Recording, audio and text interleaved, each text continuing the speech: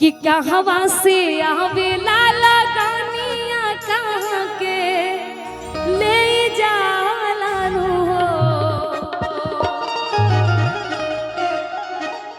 अरे कहवा से आवेला लगानिया कहाँ के ले जाला नु हो। अरे हो कहाँ से अइले तिलक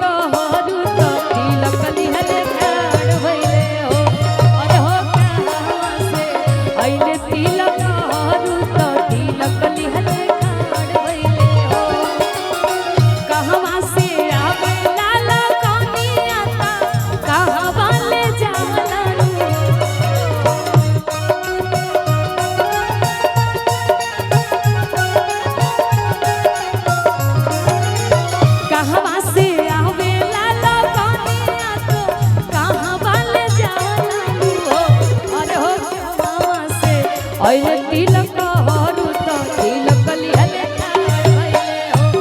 और हो कहाँ से अइले तिलक हरू तो तिलक लिहले ठाड़ भइले हो।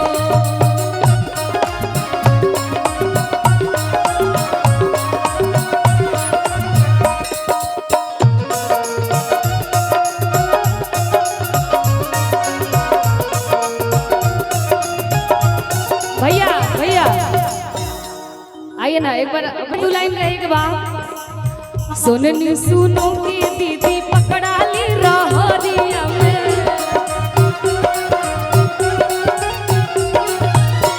भैया के साले साहब के नाम सोनू हो और हम वहाँ के गाली देते नहीं, वीडियो बना के भेज दियो लोग। सुननी सोनू के दीदी पकड़ा ली रहरिया में।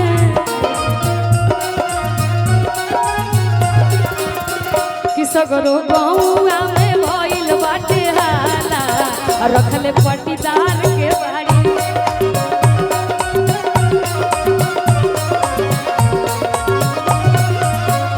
सगरो गौआ में भइल बाटे हाला रखले परधान के बाड़ी।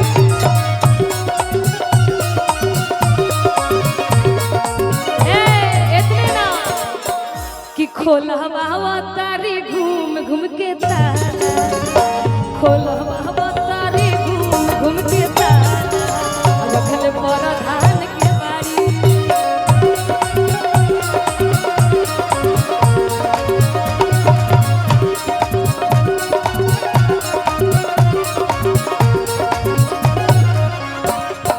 और देखिए अमृता के पापा जी की तरफ से भैया की तरफ से आशीर्वाद प्यार। निक्की जी कहाँ गई यहाँ? आइए आइए। और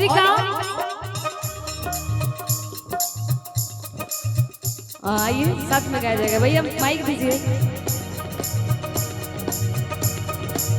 पूर्व से आवेला लगानिया तो पछुमल जाला नु।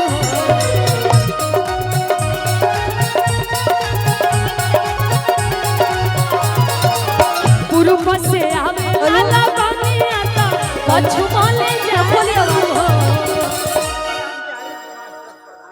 अच्छा श्याम बिहारी मास्टर पेला लगानिया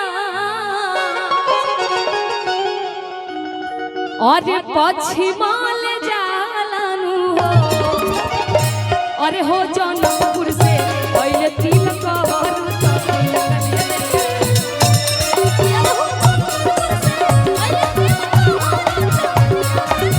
अरे हो जनकपुर से पहले तिलक हरू तो तिलक लिहले ठाड़ भइले हो। जनकपुर से पहले तिलक हरू तो लिहले ठाड़ भइले हो। कुछ कहबू तिलक हरू लोग बा ना लोग बा घर के फरमाइश हो तो गावल जा। अच्छा घर के फरमाइश हर के खाला खा